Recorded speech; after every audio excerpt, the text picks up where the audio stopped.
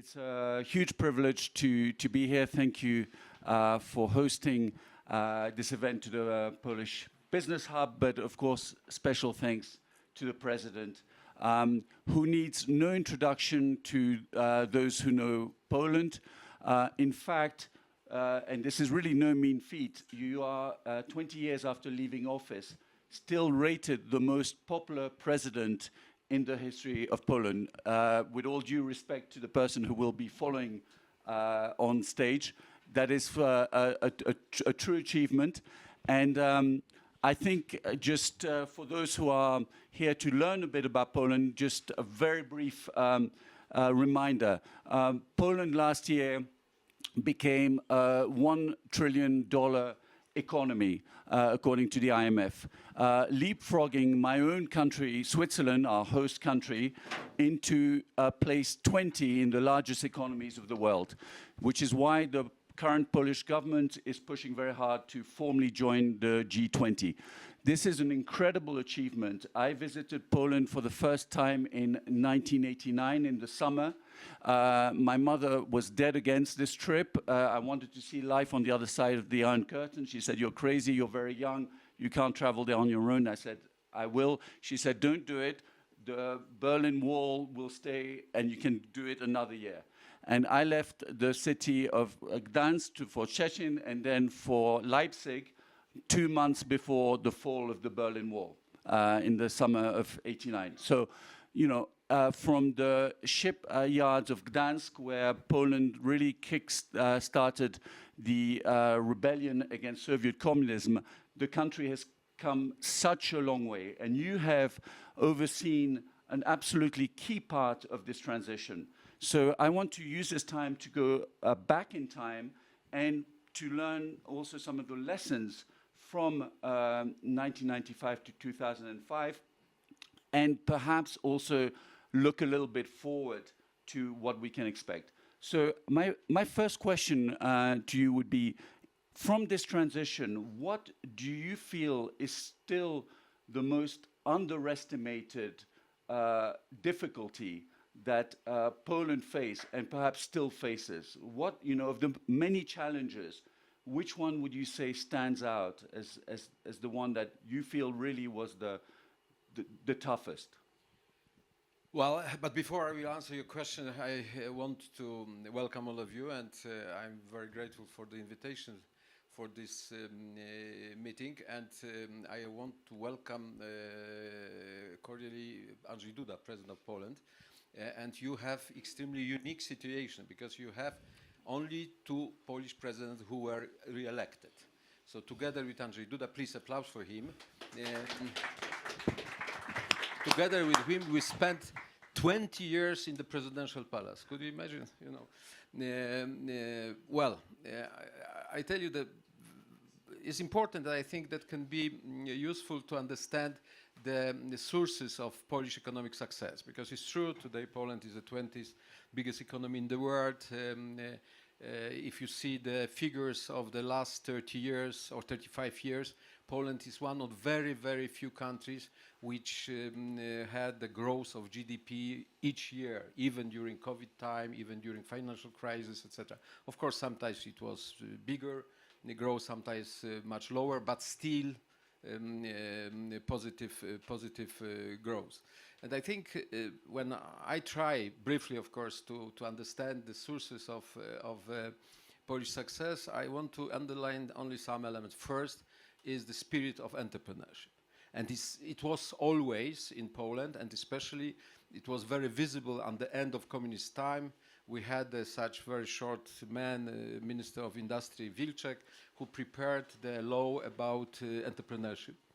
And it was the main philosophy of this law was everything what is not forbidden is allowed. So that you can do what you want. And then it was eruption, really eruption of small businesses on the streets, etc., etc.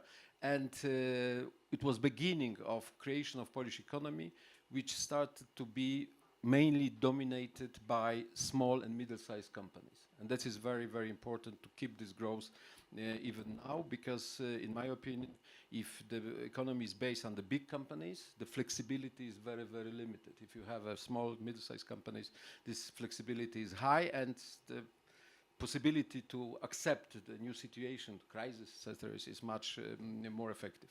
So the first, spirit of entrepreneurship. The second is the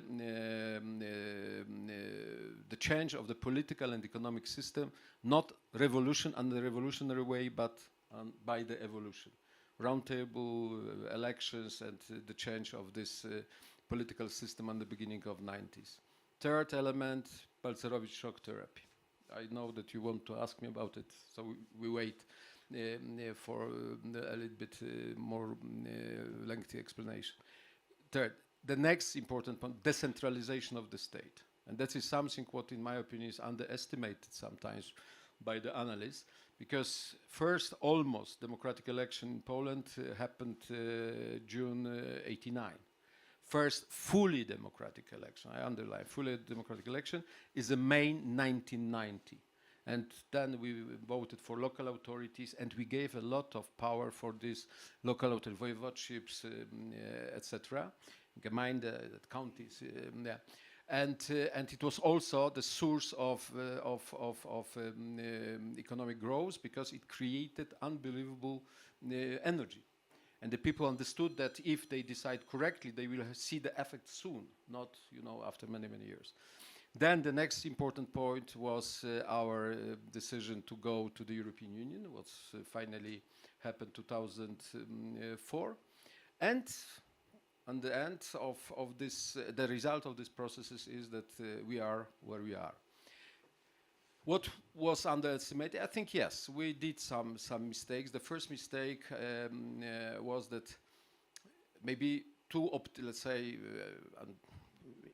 using journalistic language, too optimistic approach. So we hoped from the beginning of Polish transition that this transition will create mainly the beneficiaries of reforms. It's not true, because we have beneficiaries, and that is quite a big group.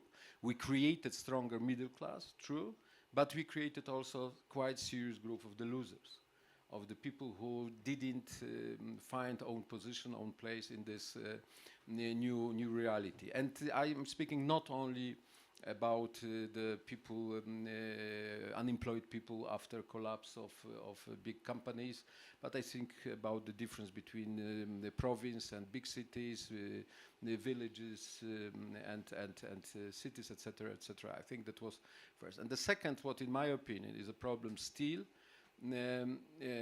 we changed, in Poland was too many reforms of educational system, of all this. But still, Polish education is not, the system of the education is not enough prepared for this, to the new challenges. I think in the schools, in the universities, we create not enough specialists for these new areas of life of 21st century. But generally speaking, if we see this last 35 years, and we see even the weaknesses or mistakes on this way, the final result is very positive. That in my opinion, we didn't no one serious mistake which could demolish all these possibilities what we achieved at the end of 80s and beginning of 90s. Well, thank you. Coming back to some of the things you have just said. I guess one of the questions in terms of where Poland is left that I have is, I came to Poland in 22. I discovered a very polarized country. It's not unique. In fact, it's more the case that most countries have this issue. But still, how much you think the polarization of Poland has its roots in the transition, perhaps even in the situation that you created of gap between city and the countryside, this Poland B, this whole concept that some people were left behind and the state did not really support them, the shock therapy. Yeah. I was very surprised, when I first arrived, my first neighbor that I spoke to in Ochota and in Warsaw told me, the 1990s were tougher than the 1980s in Poland. And I was like, really? He said, absolutely. That was his perspective. What would you say, is the polarization of Poland rooted in the inequalities and that of the transition? Absolutely, yes. To some extent is rooted, of course. And I think the idea of Mr. Kaczynski, who created his party in the 90s, was to collect all these people, these losers of the transition, and it was quite effective, because we underestimate that the number of these losers is so big. So that's true. Inequality, of course, yes, and the limited chances for better life, of course, yes. If you met this guy in Ochota, I think it was his very individual feeling, and I understand, that many people were frustrated, but many people were happy with the success, new possibilities, open borders, etc., new companies which they created. Well, that's it. But this, if we see the polarization in Poland, has many sources, and I can speak about many factors. For sure exists ideological polarization between more conservative, more Catholic, or more deeper Catholics and more liberal part of the society, no doubt. We have some kind of polarization between big cities, which created some special kind of energy, and smaller cities. I think that is not very serious difference in Poland. In my opinion, difference between Warsaw, Poznań, and smaller cities in Poland is not so big as, for example, between Budapest and province in Hungary, not to compare. But of course, yes. Then we have these new elements, very similar in the world, new technologies, social media, everything creates a lot of, for some people, new chances, and for other people, some feeling of exclusion, that we cannot adapt ourselves to this new technology. So many reasons, but the main reason, generally speaking, in the world, of this polarization is the change of the political paradigm from the beginning of 21st century.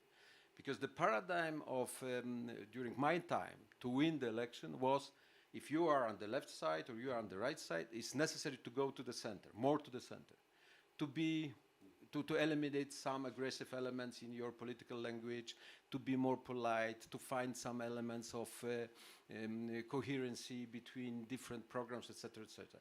And it was ended, in my opinion, at the beginning of new millennium, and we have now new paradigm. And this new paradigm is, if you want to win, you have to polarize the society. You have to find the enemy. You have to show, even if you have natural enemies, okay, but if you have lack of such enemies, it's necessary to create these enemies.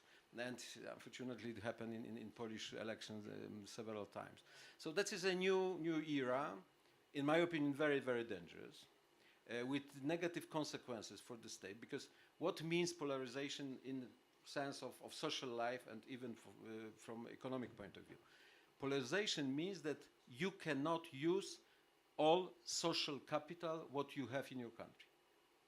It's normally, of course, to use 100% is impossible, but you can use 80%. If you are polarized 50-50, you're using 40%, because even not this 10% on your side, in your camp, is ready to participate in some program. So this is a big mistake, but it's happened. Look, United States, look Brexit in the United Kingdom, France, Macron, Le Pen, Israel, that's Poland, of course, Hungary, other kind. Polarization is a new paradigm of the politics, and I'm very lucky that I was working in different periods of the history. I guess, following from that, the polarization of Poland is also intriguing, because in effect, the two largest parties are both on the right. The KO sits in the same political family as von der Leyen and the EPP. We are seeing, I think, a drifting to the right in Polish politics. Do you think this is going to continue? Is this just a natural course of events? I mean, what are we going to see to make that change, or you just think that's just the way Europe and Western politics is going? Well, I tell you, I think that is this time. I don't believe that some ideological system can be very powerful for, I don't know, 100 years, or how some leaders are dreaming 1,000 years, etc. No, that is impossible. That is, I remember, the history, short history, what we seen in this period of 90s of liberalism and neoliberalism. And of course, it was for some time it was extremely positive concept, especially in 70s, 80s, when we have a new companies, working on the new technologies, and because banking system was very conservative, was necessary to change the system to give credits for such people like Gates, like Jobs, others, etc. And it happened. And this neoliberalism was quite successful for quite not very long, but quite good time. And then these possibilities of this system were weaker and weaker, and finally were exhausted during financial crisis 2007-8. And I remember my meetings with this neoconservatives or neoliberals, very much connected with this understanding of the role of invisible hand of the market. Paulson, this Secretary of Treasury in the United States, they were authors of all these huge plans of subsidies given by the state. All the right parties, conservative parties in Europe, decided to spend a lot of money during crisis. So it was the method, absolutely, from the arsenal of left forces. Yeah. So neoliberalism today is accused for everything, not too much, and the same will be with this this alt-right movement what we have now. Today is a fashion for that, is some important reasons for that, is support for that, okay, it's necessary. We Democrats, we have to accept the people who are voting, okay, we have to respect the results, but I think that is not forever. That is also the situation when, again, we'll see that this right alt, they propose to us too much centralized state, too much interference to our private life, too much very strong expectation about ideological issues, etc. So, of course, will be much easier to wait for my successor, one of my successor, President Duda, because he's younger. I'm 71, and for me, of course, to wait on the collapse of this neoconservatism or this alt-right policy, it's a little bit more complicated. But I try to keep my health in good shape and well, you look in great shape. Last time we met, you were on crutches. You told me that you have been skiing for 4 months after a full knee replacement. Knee is possible, yeah, but that's good European work, That's his. Well, congratulations. I want to come back to a comment you made about the spirit of entrepreneurship. Strikingly, Poland did not create the oligarchs that some of the neighboring countries, not just Russia, Ukraine, but I also cover the Czech Republic, for example, created. And in fact, Poland, for a $1 trillion economy, has relatively few companies that really have gone outside its borders. We had just before on the previous panel 2 examples, but when I say who are the international companies of Poland, I always hear the same 2 or 3 names, InPost, Allegro, and then the list kind of ends there. So what do you feel about this? Is this actually been an advantage for Poland? It's a more sheltered economy, and it's been remains heavily state-controlled? Well, of course, this answer is not so black and white, but it's necessary to understand the dilemma what we had at the beginning of our transition. Because in the country like Poland before 89, 90, centralized economy, state-owned economy, very limited approach to the Western markets, the currency isolated. The main dilemma was, and we decided to build market economy. Market economy means capitalism. Yeah, how to build capitalism without capital. And our answer was, it's possible if we will invite the real capital, the real money, to make these reforms together with us. So therefore, we decided to invite foreign banks. Today we are criticized that the role of international banks is too big in Polish banking system. Maybe yes, maybe not. Actually, half of the banking assets of Poland are controlled by state banks. Yeah, okay, so it changed because it was time that it was only 30% state. But we decided to accept foreign investors, foreign direct investments. In my opinion, it was absolutely correct approach, correct policy, because result of that was that we created market economy without oligarchs. Because, and Russians during Yeltsin time and all these post-Soviet countries decided to do it on a totally different way, because they said, no, Western, this capitalistic capital, let's say, is dangerous, they are mainly the spies and the bad people, will create own capital.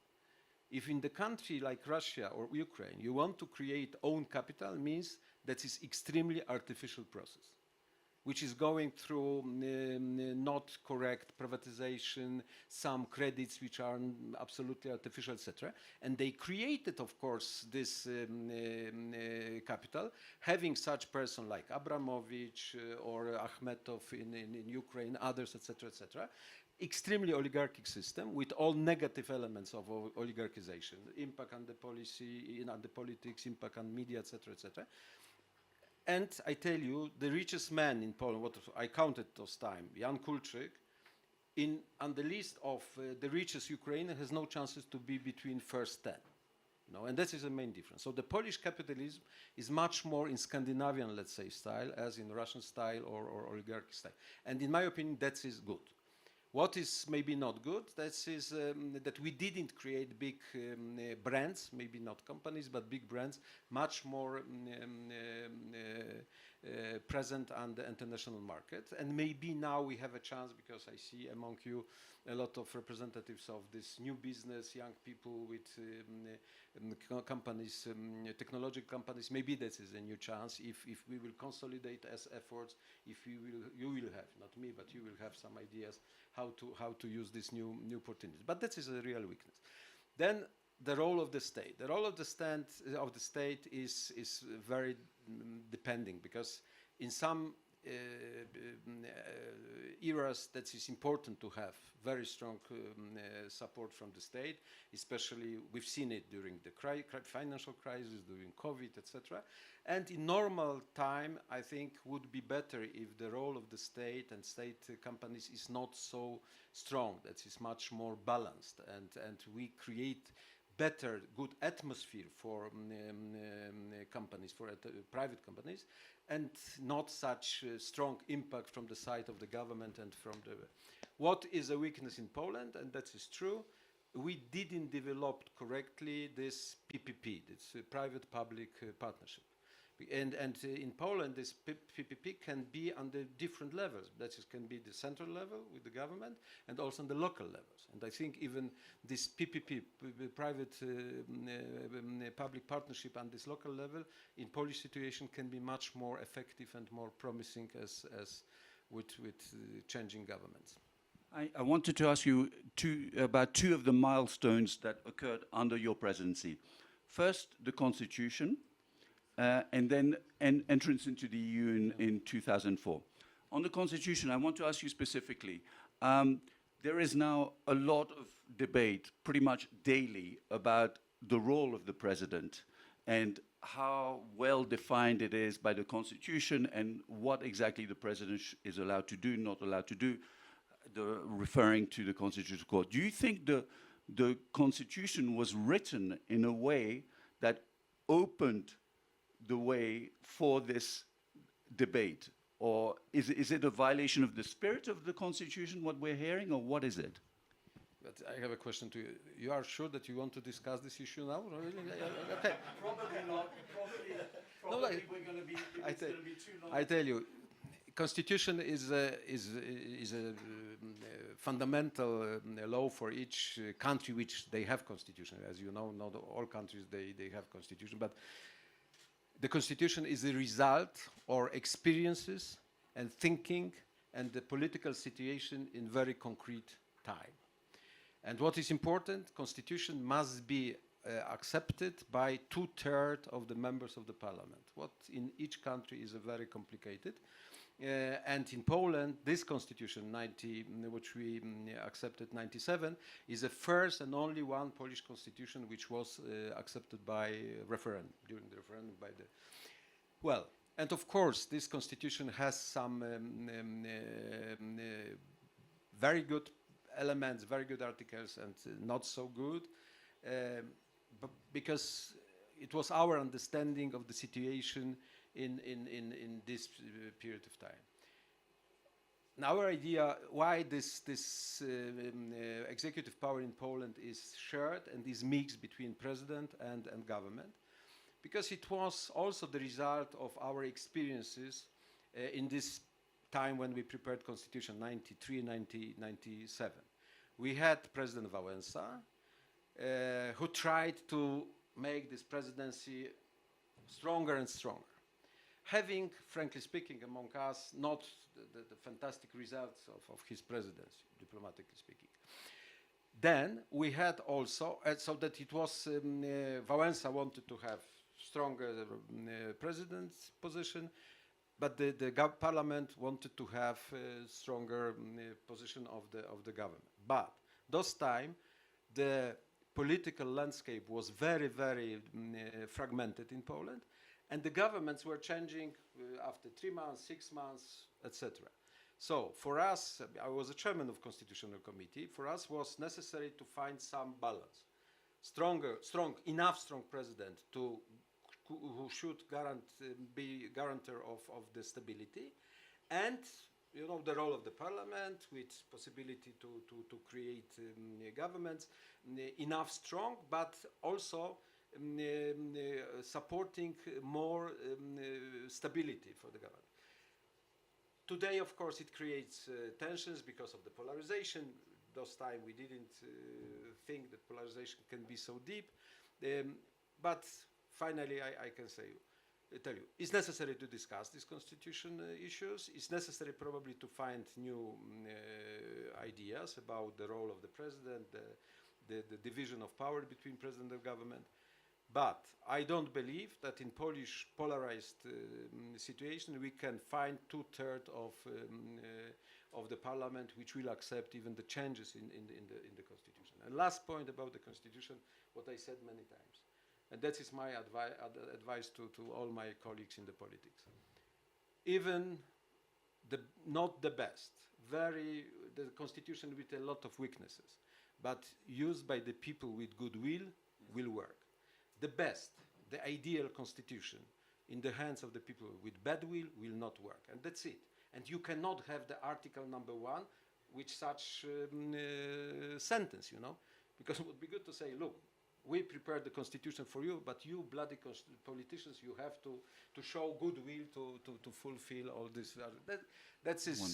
That is a wish, that is a hope, but unfortunately not very realistic. I'll end with one question, so we give President Duda also time, which was the one I mentioned on the EU. So my question is the following.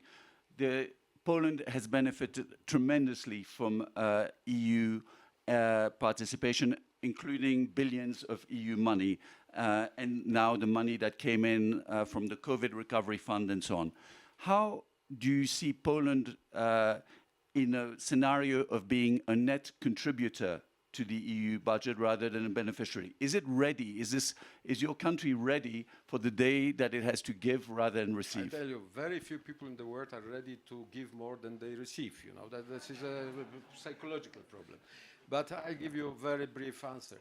I remember when we were fighting for our membership into EU, I had to visit to Spain, a press conference with President Aznar, and the journalist from Spain very nervously asked me, how do you explain to Spaniards that the money which will come, or normally is coming to Spain, now will go to Poland? I said, very easily I will explain. How will you explain? Now is our turn. Now is our turn, and that is necessary to understand that in this concept of European Union, especially in the concept of enlargement of European Union, we have different stages. Is a stage when we ask to be members, then we have money, and then finally we are enough rich to support, for example, Ukraine, to support some other countries. It will not happen immediately. It's time to explain this situation to the public opinion, but I think in the country, which is very, and correctly, is very proud, that is a country of the solidarity, not only the movement, but also the solidarity as an important value of our life. This change of the situation, net payer, is an element of our solidarity as well. So that is my explanation. Thank you so much for your insightful remarks. Thanks for the call for solidarity, much needed at the moment across the Western world as well. And I leave now the floor to President Duda. And thank you. Thank you for listening. Thank you very much.